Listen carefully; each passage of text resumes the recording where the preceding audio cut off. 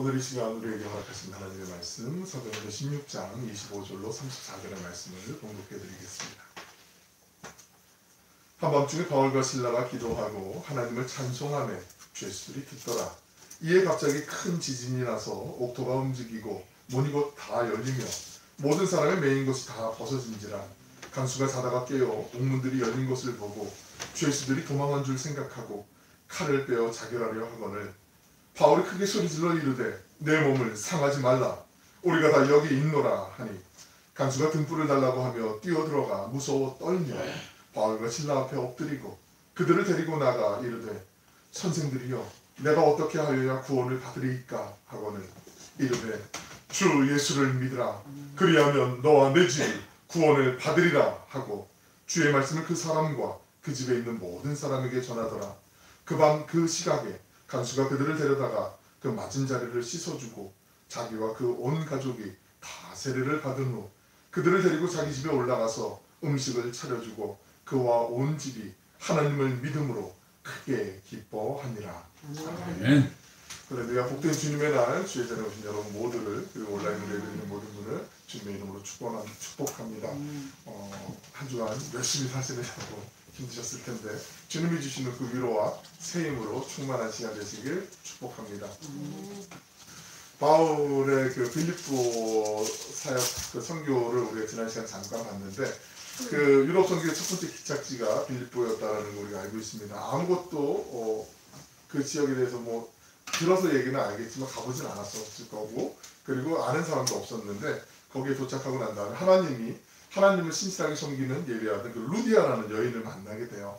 두아디라시에서 자주색 옷감장사가 했던 오늘날로 얘기하면 그냥 옷가게 정도가 아니라 고급 브랜드 아주 성공한 여성 CEO 같은 그 루디아를 만나서 루디아와 그 주변에 기도하는 사람들과 함께 기도처에서 만나게 되고 그 루디아의 집에서 많은 사람들이 함께 모여서 이제 빌립보 교회가 시작을 하게 되는 그 상황으로 지난 시간 잠깐 나눴거든요. 그리고 난 다음에 이제 유럽에서 이제 드디어 복음을 전하며 하나님의 나라를 위해서 열심히 쓰임 받겠구나 그런 기대감으로 벅찬 기대감으로 이제 준비하고 있는 동안에 한 말씀 가운데 나와있던 우리 읽지 않았는 그 앞부분에 여종이 귀신에 들려서 귀신에 사로잡혀서 사람들이 점을 쳐주는 거예요. 신들린 듯 막 귀신처럼 잘한다 우리 힘들게 하잖아요. 귀신에 들리니까 이 사람이 사람에 대해서 그 앞길에 대해서 이제 예측을 할 수 있는 거죠. 우리 교회 주변에도 이렇게 깃발 꽂아놓고 있는 많은 보살님들이 계신데 이분들이 연로히 쳐서 빨리 주님께로 돌아와야 될 텐데 안타까움이 있지만 이게 또 영빨이 있는 사람도 있고 없는 사람도 있거든요. 이게 무당들도 이게 학승부가 있고 강신부가 있는 거 아시죠? 잘 공부해서 된 사람들은 학승부라고 그러고 그 신내림 받은 사람들은 강신부라고 그러는데 사토타도 이런 사람들 근데 그거 결국은 사탄의 장난이에요. 그 놀이기감으로 쓰이다가 버려지는 건데 불쌍하잖아요. 누구보다 더 불쌍한 분들이에요. 종교심이 더 뛰어나기 때문에 그 갈망 때문에 갈급함 때문에 나아갔는데 허물켠 거죠. 주님께로 예수님께로 나아가야 되는데 하나님께로 가야 되는데 엉뚱한 데 가서 딴짓하다가 결국은 인생이 망가지는 건데 이 여종이 그랬어요. 이 여종의 주인들이라고 하니까 이 여인, 이 여성, 이 아마 청년이든 뭐 젊은 여인이었던 것 같은데 이 여인을 자기 돈벌이 수단으로 썼던 그 주인들로 표현된 사람, 못된 녀석들이 있었단 말이죠. 그 사람들이 이제 자기들 돈벌이를 많이 하고 있는데 이 귀신같이 이제 이 여종이 바울을 보고 알았어요. 하나님의 종이구나, 하나님의 사도구나, 예수 그리스도의 사도구나, 이 사람 정말 하나님의 사람이구나. 계속 몇 날 며칠 쫓아다니면서 막 소리 지르면서 하나님이 진짜 하나님 나타났다 막 이러는 거예요. 그러니까 사람들이 바울도 부담스럽고 시끄럽고 너무 힘들어요. 그래서 안 되겠구나. 그래서 예수님의 이름으로 나사렛 예수의 이름으로 그 안에 있는 귀신을 쫓아버렸어요. 이게 얼마나 감사하고 이 복 중의 복이잖아요. 그동안 얼마나 그 귀신의 사탄에 사로잡혀서 힘들게 살아왔을 텐데 하루 종일 시달리면서 살았을 텐데 이 자유와 해방감을 맛보게 선물을 줬는데 의외의 반전 같은 일들이 일어나게 되죠. 그 여종을 고용했던 이용했던 못되게 이용했던 이 주인들이 바울과 바나바 실라를 이제 모함하면서 잡아 끌어다가 이제 관료들 앞으로 이제 데리고 가게 되잖아요. 그러면서 희한한 제목으로 이제 얘기하게 돼요. 16장 20절에 보시면 상관들 앞에 데리고 가서 말하되 이 사람들이 유대인인데 우리 성을 심히 요란하게 하여 이 말은 무슨 얘기냐면 이 안에는 이 당시 유대인들이 로마를 향해서 항거하는 봉기, 밀란 이런 것들 있잖아요. 저항하는 것들 이런 일들이 막 일어났어요. 그러니까 로마 사람들이 어디서 큰 소리가 나네? 사람들이 모여있네? 이 사람들도 지금 막 시위하고 데모하고 막 밀란을 일으키는 거 아니야? 이렇게 아주 예민해져 있는 상황이었거든요. 그런 상황에 이 관료들이 그러면 안 되지 않은 마음을 이제 갖고 있을 상황이라는 거 뻔히 알기 때문에 거기 가서 여기 이상한 유대인 사람들이 왔는데 이 사람들 지금 사람들 막 웅성웅성 막 모이게 하고 막 못된 일을 좀 꾸미고 있는 것 같아요 라는 그런 얘기를 하는 거예요. 차마 자기들이 지금 나쁘게 이용했던 자기들이 고용했던 그 여종 그 종이 지금 그 못된 짓을 했던 것에서 이제 해방이 되어서 이제 자유의 몸이 되었다라는 이런 얘기를 하지 않고 엉뚱한 누명을 씌우게 되죠. 그리고 21절에 가면 로마 사람인 우리가 받지도 못하고 행하지도 못할 풍속을 그러니까 미풍양속을 해치는 사람들이다 이렇게 모함을 씌우는 거예요. 누명을 씌우는 거예요. 그러고 난 다음에 이 22절에 보시면 무리가 일찍 일어나 고발하니 아마 자기들을 따라왔던 아마 지지해줬던 주변에 있는 사람들 같이 이제 가자 막 이러면서 고발하는데 맞아요 저 사람들이 우리 지금 막 밀란을 일으키려고 하고 우리 마음을 지금 요동하게 만들고 있었어요. 나쁜 사람들이 벌 주셔야 돼요. 막 웅성웅성 되니까 관리들은요 거의 사람들이 많이 이렇게 떠들면 그 얘기에 힘을 실어주고 아 그런가 보구나 그러고 시시비비를 잘 안 가리는 상황이 그때는 있었나 봐요. 지금도 그런지 모르겠지만 여하튼 군중들을 두려워한단 말이죠. 그래서 아무런 이유도 없이 바울과 실라를 이제 보면 옷을 찢어 벗기고 이게 얼마나 수치해요. 그때 당시 옷은 거의 겉옷하고 그 속옷 이렇게 구분되는 겉옷은 잠을 잘 때 덮기도 하고 이런 용도로 쓰였다고 우리가 이미 알고 있잖아요. 그런데 그 사람들 앞에서 그 수치감 그리고 모멸감 그리고 맞는데 이게 그냥 한두 대 맞는 게 아니에요. 로마의 그 채찍은 그 보통 5갈래, 7갈래 이렇게 그 가죽끈 같은 게 이게 나누어져 있거든요. 그리고 이게 길어요. 그래서 이게 힘을 줘가지고만 탁 치면 이게 그냥 찰싹하고 때리고 나오는 게 아니라 그 끝에 또 쇠나 아니면 뼈 조각 같은 거를 날카롭게 달아서 달아놔요. 그래서 살점이 뜯겨요. 그래서 심할 때는 막 살이 뜯기면서 뼈가 보이기도 하고 힘줄이 뜯기기도 하고 피가 철철 넘치는 이건 정말 끔찍한 거거든요. 거의 뭐 죽지 않을 정도로 이렇게 많이 이제 맞은 거예요. 그런 상황이란 말이죠. 23절에 보시면 많이 쳤다라고 얘기하는데 이게 많이 쳤다는 게 수십 대는 맞았다는 표현이거든요. 그러니까 거의 뭐 죽기 일보 직전까지 그렇게 기절할 때까지 이렇게 간 거예요. 그리고 난 다음에 이제 바울과 실라를 치료해 준 게 아니라 발에 찾고 수갑 같은 거 발에 채우는 거 있잖아요. 목 도망가게. 그리고 그 불편한 부자유한 몸으로 지하 감옥 춥고 매캐하고 습하고 그리고 안에 막 어둡고 이런 공간에 이제 가두어 버리는 거죠. 바울과 실라 입장으로 잠깐 뭐 생각만 해봐도 얼마나 억울할까요? 조금은 이해할 수 있겠잖아요. 이 바울과 실라가 아시아로 가려고 했어요. 그런데 성령께서 막으셨단 말이죠.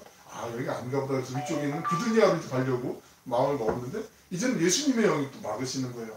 그리고 난 다음에 환상 가운데 기도하는 중에 마게도니아 사람이 나타나고 와서 우리를 도와라 건너와서 우리를 도와달라는 그 환상을 보면서 아 하나님께서 우리를 이쪽으로 가게 하시는구나. 그래서 여기는 아시아도 막으시고 비두니아도 막으셨구나. 그러면서 이제 한 달을 쭉 날아가서 빌립보로 가서 이제 복음을 전하고 아까 말씀드린 것처럼 루디아도 만나고 열심히 사역을 하려고 하는 그런 상황에 그리고 귀신 들려서 힘들어했던 그 여종도 예수님의 이름으로 귀신을 쫓아내고 정말 아름답고 행복한 모습으로 이렇게 잘 갈 것 같았는데 말도 안 되는 모함을 받고 이런 억울한 누명을 쓰면서 지금 매도 모진게 맞고 그 많은 사람들 앞에 수치감, 이 모멸감 우리 가끔 뭐 TV나 막 영화 같은 데 보면 학교 폭력 같은 거 나오잖아요. 애들이 막 교복 입은 상태에서 막 거기 뭐 밀가루도 던지고 뭐 계란도 던지고 막 때리고 막 옷도 막 찢어버리고 막 이러면서 막 보면 막 공분이 막 일어나잖아요. 이런 못된 녀석들 막 이런 마음 있잖아요. 바울과 실라가 그런 충분한 어떤 사람들 앞에 그런 정말 말도 안 되는 수치감을 느꼈을 텐데 그리고 이제 감옥에 지금 정말 실신해가지고 이제 데려가는 상황이란 말이죠. 얼마나 하나님처럼 이러려고 여기 보내셨어요. 이런 원망 안 나왔겠어요? 충분히 나오지 않았을까요? 사람들 내가 뭘 했다고 얼마나 반하고 막 내가 정말 힘이 있었으면 어땠을까 막 이런 마음 들지 않았을까요? 우리 살아가면서 우리 인생 가운데 이런 어둠과 같은 이런 순간들이 얼마나 많이 다가오는지 우리 경험적으로 알고 계시잖아요.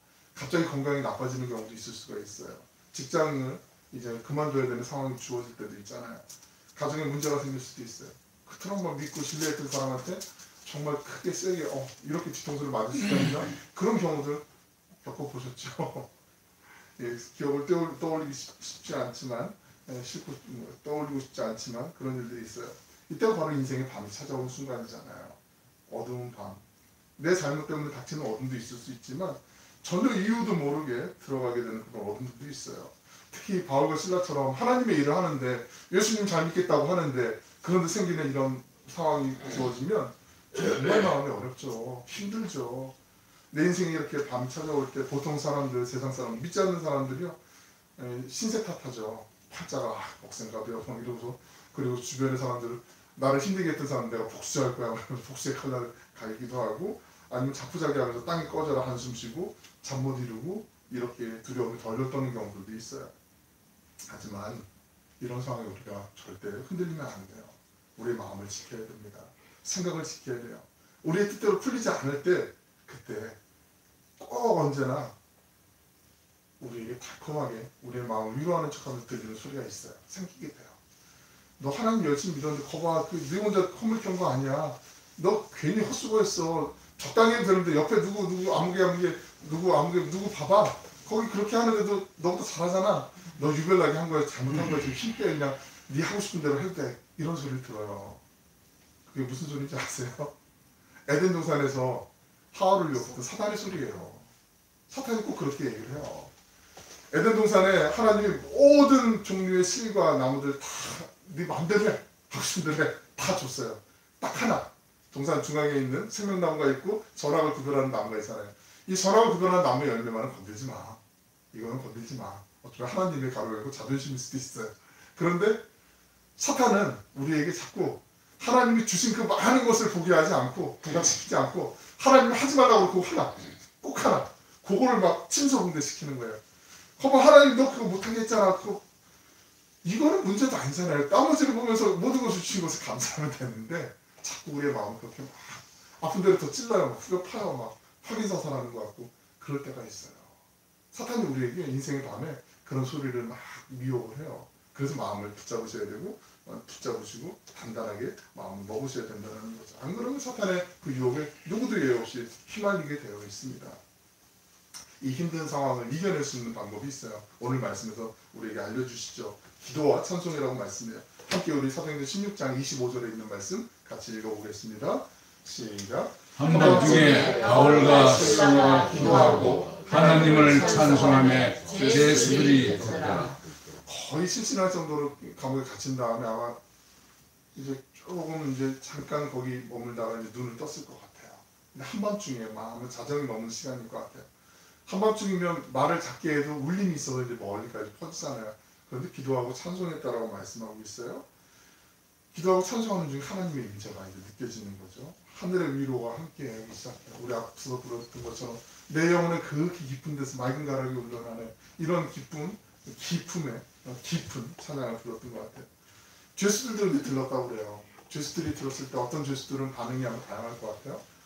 지금 자야 되는데 어떤 정신 나간 녀석이 지금 이렇게 노래를 하고 있지 막 그러면서 화를 내는 사람도 있을 거고 막 분한 사람도 있을 거고 막 여러 가지 상황들이 있었을 것 같아요. 거의 감옥 안에는 짐승 같은 어떤 비명, 분노에 찬 고함들 막 소리 지르고 막 한 맺힌 눈물, 억울함 때문에 막 힘겨워하는 사람들 다양한 목소리들이 있었을 텐데 이 바울과 실라가 찬양하면서 완전히 다른 공간, 다른 세상처럼 바뀌어버리게 된 거죠. 주님 우리와 함께 하시면 최악의 상황처럼 보이는 것도 하나님 안에서 천국처럼 바뀔 수가 있어요. 우리의 가정이 그럴 수도 있고요. 우리의 삶의 자리가 반드시 그럴 수도 있어요. 혹시라도 여기 계신 분 중에 바울과 실라처럼 지금 내 마음이, 내 인생이 지금 어둠 밤 같고 답답하고 지금 힘든 상황이 있으실 때, 하나님 원망하고 싶은 마음이 있으실 때 우리가 기도와 찬송으로 이겨낼 수 있도록 하나님이 오늘 우리 말씀을 우리에게 주시는 줄로 믿습니다. 예수님을 믿기 때문에 오히려 고난, 핍박을 더 당하는 경우도 있을 수가 있거든요. 괜히 옆에서 투수 잡는 경우도 있을 수가 있어요. 사탄이 계속 그렇게 사람들을 미혹하는 경우들이 있단 말이죠. 그런데 그 고난을 이겨낼 수 있도록 하나님이 힘과 지혜의 방법을 주시는 줄로 믿습니다. 우리가 좋은 환경에 살면 많은 것을 풍성하게 누리고 있으면 하나님께 감사하고 찬양을 많이 할 것 같은데 꼭 그렇지만 않은 것 같더라고요. 오히려 반대인 경우들이 더 많더라고요. 인생의 고난의 밤, 어두운 밤, 캄캄한 밤에 오히려 하나님을 더 바라보게 되고 찾게 되고 기도하게 되고 찬송하게 되고 그 속에서 하나님의 은혜에 감사하게 되더라고요. 많아서 감사하는 거 참 좋은데 이런 상으로 맞는 것 같은데 이게 이상하게 안 되더라고요. 사람이기 때문에 아마 그런 것 같아요. 그 내면의 내공을 좀 쌓아가는 거 이거 정말 중요하죠. 우리 인생이 밤에 찾아올 때 우리의 생각이 좀 바뀌어요. 본능적으로 사람들은요 그 어두운 밤을 피하려고 하죠. 그러나 낮과 밤을 만드신 그 하나님께서는 우리 인생에도 낮과 밤을 주셨어요. 낮만 주시지 않았어요. 거기 하나님의 지혜가 있습니다. 자연에도 이 꽃이 밤새 그 이슬을 머금고 몽우리가 있다가 나중에 활짝 이렇게 피는 것처럼 햇볕만 계속되면 그 인생 사막 되잖아요. 햇볕만 계속 내리면 비가 없고 어둠이 없고 그늘이 없으면 사막이 될 수밖에 없어요. 성공만 계속하면 그 인생은요 마치 내가 잘나서 내가 잘해서 된 것처럼 교만이 충만해져가지고 더 아주 나쁜 존재가 될 수도 있다는 거죠. 그래서 하나님께서는 우리가 하나님 싫은 대로 정말 이건 또 다른 사람한테 양보했으면 좋겠는데 하는 그런 고난들 있잖아요. 그런 어려움들 있잖아요. 그런 불행의 밤도 주시고 배신의 밤도 주시고 좌절과 실패의 밤도 주셔서 어쩌면 우리 영혼 안에 있는 그 도끼들을 빼내시고 정결하게 해나가시는 것일 수도 있어요. 성경에 보시면 하나님의 사람들 누구도 예외 없이 이런 어두운 밤을 다 지나갔어요. 나만 겪는 게 아니고 우리만 겪는 게 아니고 하나님의 사람들이 다 이런 과정들을 지나갔다니까요. 그러니까 오히려 하나님이 나를 또 이렇게 단련하시는구나, 나를 정결하게 하시고 또 하나님의 영광을 드러내시려고 하는구나. 이게 참 당시 상황은 너무 힘들잖아요. 감사보다는 짜증나고 막 이러는데 그때 한 템포만 숨을 좀 고르시는 거예요. 그리고 기도와 찬송, 그리고 우리에게 강한 무기를 주셨거든요. 그걸 한번 바라보시는 거죠. 찬양을 뜻하는 히브리어가 여러 가지가 있는데 테일림도 있고 많은데 그중에 야다라는 히브리어가 있습니다. 야다라는 거는요 두 손을 들고 무릎을 꿇고 하나님 높여드릴 때 쓰는 찬양이 이 야다거든요. 우리 아까 왕이신 나의 하나님 할 때 하나님만을 높여드릴 때 이렇게 쓰는 거고, 이게 또 군사용어로 사용되는 단어이기도 해요. 야다라는 단어가 이게 똑같아요. 적군 앞에서 항복할 때 항복할 때 쓰는 거예요. 그러니까 하나님을 찬양할 때 높일 때 내가 하나님 앞에 내 모든 것을 맡겨드립니다. 하나님께 내 모든 것들을 드립니다라는 그런 마음으로 찬양할 때 야다라는 단어를 쓰는 거거든요. 내 인생 앞에 하나님이 나를 책임져 주시고 나를 인도해 주실 것, 내 힘을 빼겠습니다. 백기를 드는 것, 이게 바로 인생의 밤에 부르는 찬양의 의미라는 거죠. 근데 밤에 찬양하는 거, 뭐 흥이 있어야 찬양 노래를 부르죠. 흥도 없는데 노래하는 거 쉽지 않잖아요. 뭐 즐거울 때 콧노래하고 막 이러는 거 좋잖아요. 누구 만나서 같이 노래하고. 이제 뭐 코로나 상황이 이제 엔데믹으로 바뀌면서 이제 보니까 묵호 그 어판장 주변에 이제 관광버스들이 조금씩 주말에는 이제 오기 시작하고 막 사람들이 이제 많이 이제 여기저기 다니기도 할 텐데 흥이 있고 그럼 자연스럽게 막 여기 노래도 나오는데 그렇지 않고 인생의 어두운 밤을 보내는데 이게 안 된단 말이죠. 그런데 하나님이 그때 우리에게 또 그 찬양할 수 있는, 도울 수 있는 은혜를 주시기도 해요. 불과 한 2세대 정도 전만 해도, 한 세대 전만 해도 그 가정에 이제 수도가 지금 다 공급되지 않았을 때는 펌프 있는 우물 있었잖아요, 우물. 그래서 펌프질을 하는데 그 안에 말라 있으면 우물이 안 나오잖아요. 근데 그 근처에 꼭 맑은 물을 한 바가지 이렇게 떠놓잖아요. 깨끗하지 않아도 그 한 바가지 붓고 펌프질 하면 생수가 막 시원한 생수가 막 팔팔팔팔 쏟아 나오는 것처럼 성령께서 그런 역할을 하세요. 인생의 어두운 밤에 우리가 찬송할 수 없고 기도할 수 없을 때 성령께서 우리를 위해서 보호해 주시고 은혜를 풀어주시고 위로해 주시고 가르쳐 주시는 성령께서 우리가 로마서에 있는 말씀처럼 우리가 기도할 수 없을 때조차 말할 수 없는 탄식으로 우리 위해서 기도해 주시고, 찬송할 수 없을 때 성령님께서 우리에게 입을 열어서 찬양하게 하시면서 찬송 중에 거하시는 그 하나님의 은혜를 맛볼 수 있도록 우리를 인도해 주시는 분이 바로 성령님이라는 거죠. 그 성령께서 우리의 인생의 밤에 찬양할 수 있도록 용기를 주세요. 그래서 이런 인생의 밤에 찬양하는 그 찬양은 잘 부르고 못 부르고가 아니라 찬양하시는 분이나 그 찬양을 같이 듣는 분들이 그 속에 들리는 그 울림이 있어요. 그 나눔이 있어요. 노래를 기교를 갖고 잘하는 것도 있지만 정말 저분의 간증 같구나, 저분의 고백이구나, 영은 영으로 통한다고 그렇게 느껴지는 게 있단 말이죠. 우리 안에 그런 찬양을 날마다 부를 수 있으면 그 속에 또 하나님이 주시는 그 힘과 능력이 있는 줄로 믿습니다. 바울과 실라가 기도하며 찬송할 때 아주 놀라운 일이 생기게 되죠. 우리 26절에 있는 말씀인데요. 같이 한번 보실까요? 시작. 이에 갑자기 큰 지진이 나서 옥토가 움직이고 문이 곧 다 열리며 모든 사람의 영들이 다 벗어지니라. 바울은 하나님께 옥문 열어달라고 기도하지 않았거든요. 이거 부자유한 수갑 같은 거 찾고 이거 다 좀 풀어달라고 기도하지 않았는데 기도하고 찬양하는 가운데 이런 놀라운 일이 일어나게 돼요. 고난 앞에서 기도하고 찬양하면 하나님이 내가 구하지 않은 것까지도 열어주시는, 우리에게 보여주시는 말씀이잖아요. 그럼 더 희한한 건요, 이렇게 옥문이 다 열렸는데 바울과 실라가 도망가지 않았어요. 이게 오늘 말씀 포인트예요. 만약에 하나님이 이렇게 응답해 주셨는데 아 이거 정말 하나님이 주신 기회구나, 그리고 바울과 실라가 도망가서 잘 먹고 잘 살았다 이러면 성경에 안 나왔을 텐데, 그러지 않고 바울과 실라가 이게 무슨 뜻인지 기다렸어요. 도망가지 않았어요. 바울과 실라가 주변에 있는 죄수들도 봐고 자기들도 다 이게 목문이 열리고 그랬으니까 웬만한 죄수들 같으면 이거 봐라 이거 완전 횡재네 그러면서 도망갔을 텐데, 바울과 실라가 한밤중에 찬송했다는 그 소리 들었잖아요. 사람들이 찬송하고 기도하는데 옥문이 막 흔들리고 지진이 나면서 다 풀어졌어요. 그러니까 사람들이 볼 때는 이게 뭔 일이지 하면서 그 바울과 실라를 주목할 거 아니에요. 그리고 이들이 행동하는 걸 주목할 거 아니에요. 우리 따라가야겠구나, 우리하고는 상대가 안 되는 사람인가 보다 뭐 그러면서 뭔가 있나 보다 이러면서 사람들이 다 예의주시하고 있는데, 바울과 실라가 나가지 않았단 말이죠. 그때 이제 간수가 지진이 나니까 졸고 있었는지 자고 있었는지 모르겠지만 와가지고 이 상황을 이제 파악하게 되는 거죠. 그 로마의 군율이 되게 엄격해요. 그래서 만약에 이 죄수들을 관리했던 간수가 사람들을 관리를 제대로 못하면 그 사람은 그냥 직결심판에서 사형을 당할 수밖에 없는 상황이거든요. 그러니까 아마 그 마음속에는 이래주구나 저래주구나 에이 그냥 그러면서 스스로 이제 자결하려고 그런 마음을 아마 가졌던 것 같아요. 칼을 빼들었잖아요. 그때 28절에 보시면 바울이 아니야 그러지 마 크게 소리질러 내 몸을 상하지 말라 우리가 다 여기 있다, 우리 도망 안 갔으니까 여기 있으니까 그러지 마라고 이렇게 크게 소리를 낸 거죠. 간수가 그제야 이제 등불을 들고 그 감옥 안으로 들어가잖아요. 너무나 겁에 질렸던 그 간수가 감옥 문이 열린 것만 보고 제대로 확인도 하기 전에 죄수들이 탈출했을 거야. 반드시 탈출했을 거야. 도망갔을 거야. 누구 요거 꼭 내가 좀 예의 주시했는데 요 녀석들 반드시 도망갔을 거야. 자기 혼자 지레짐작한 거예요. 예상을 한 거예요. 그러니까 사람이 두려움에 사로잡히면 좋은 걸 생각하기보다는 최악의 상황을 생각하게 돼 있어요. 우리 뇌구조가 그렇대요. 그러니까 이게 일어날 일인가 아닌가 두려움과 염려가 있는데, 그 염려가 점점 확대되면서 일어나지도 않았는데 그 상황까지 이미 생각을 해버리는 거예요. 그러니까 그 전혀 아닌데도 자기가 자꾸 잘못된 선택을 하게 이렇게 만드는 경우들이 있다는 거죠. 우리 상황이 어렵고 두려울수록 오히려 마음을 좀 붙잡으셔야 돼요. 하나님께 맡기셔야 되는 거죠. 하나님께서 우리에게 반드시 소망과 생명을 주시려는 계획이 있으신 건 우리가 알고 있지 않습니까? 간수가 그냥 간수가 아니라 산전수전 다 겪은 사람이잖아요.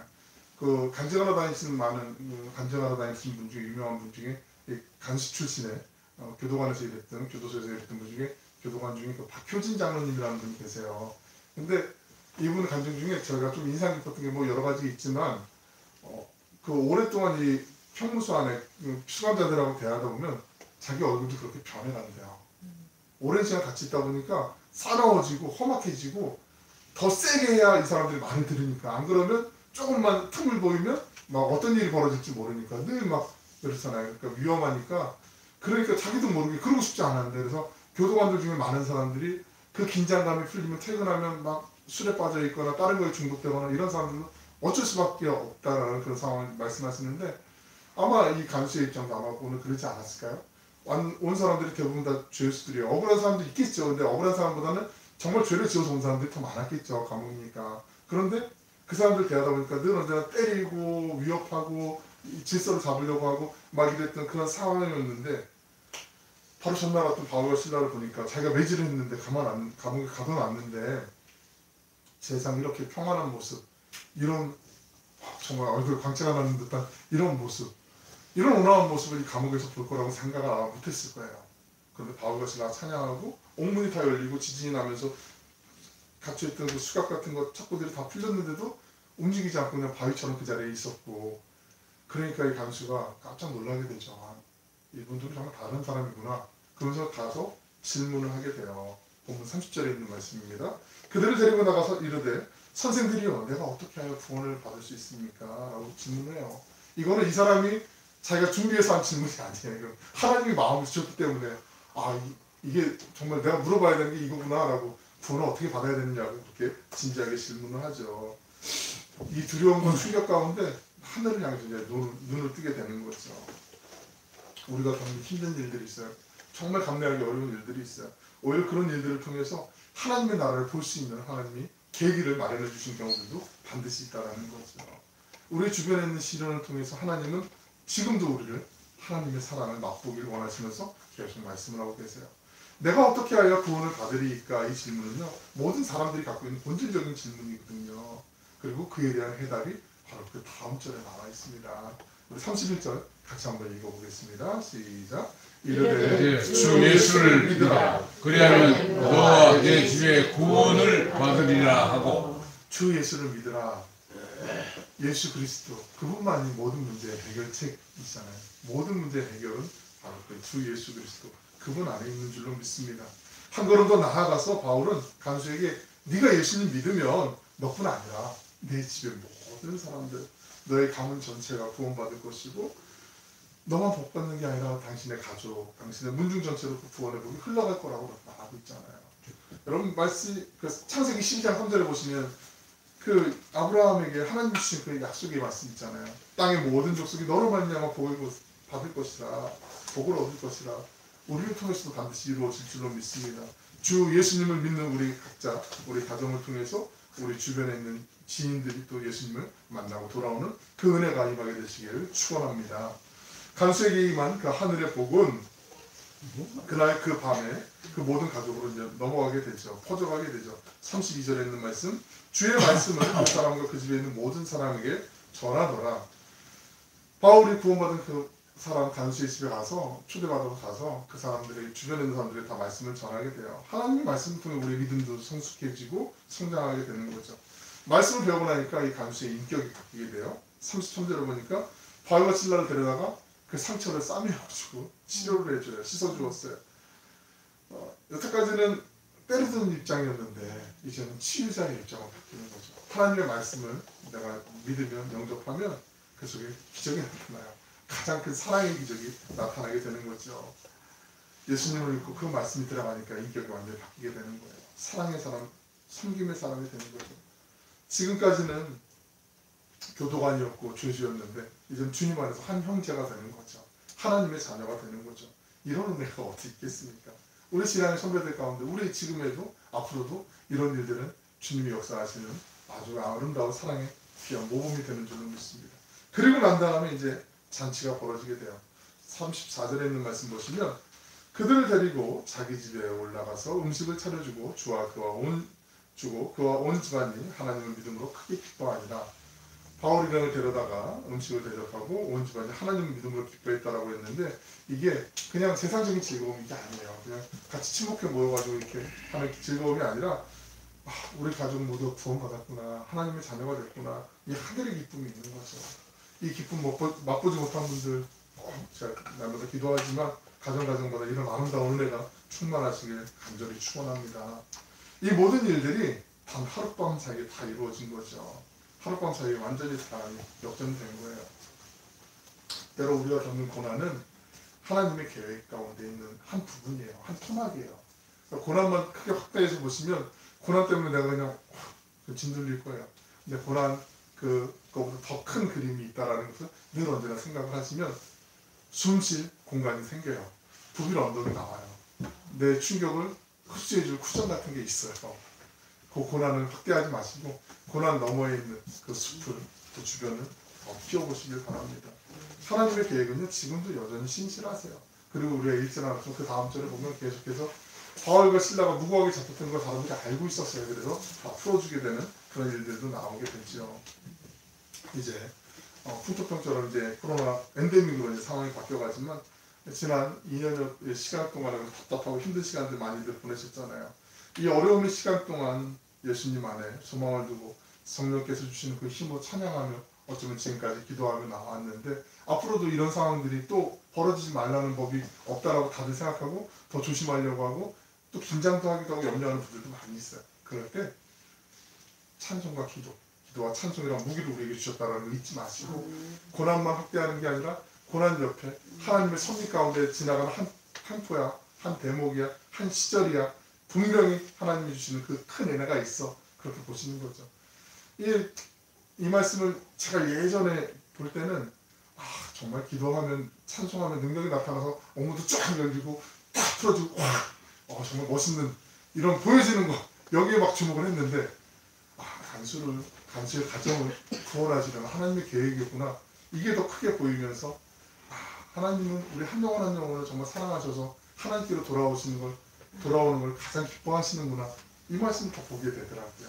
하나님의 말씀 참 무궁무진하잖아요. 우리가 평생을 알아도 어떻게 그걸 다 알 수가 있겠습니까?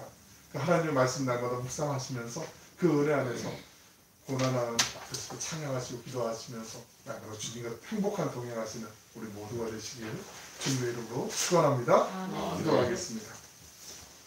사랑으로 풍성하시고 자비로우신 아버지 하나님, 우리를 위해 감당할 수 없는 사랑을 주시는 주님의 사랑을 찬양합니다.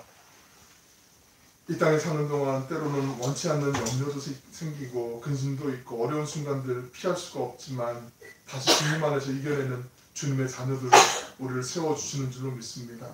인생의 어두운 밤이 찾아올 때 주저앉아 절망하지 않게 하여 주시고 우리를 위로하시는 그 성령님의 인도하심을 의지하며 기도하고 찬송하는 가운데 하늘아버지의 권능으로 모든 어려움들 잘 이겨나갈 수 있도록 주님 은혜 베풀어 주실 줄도 믿습니다. 우리의 삶이 예배가 되는 그 하늘의 기쁨이 넘쳐나게 하여 주시고 날마다 주님의 은혜를 맛보며 누리며 또 그 은혜를 찬양하는 가운데 은혜의 통로로 하루하루를 살아가는 우리 모든 삶의 예배자들이 되게 하여 주시옵소서. 사랑이 많으신 예수님의 이름으로 기도 올리옵나이다. 아멘.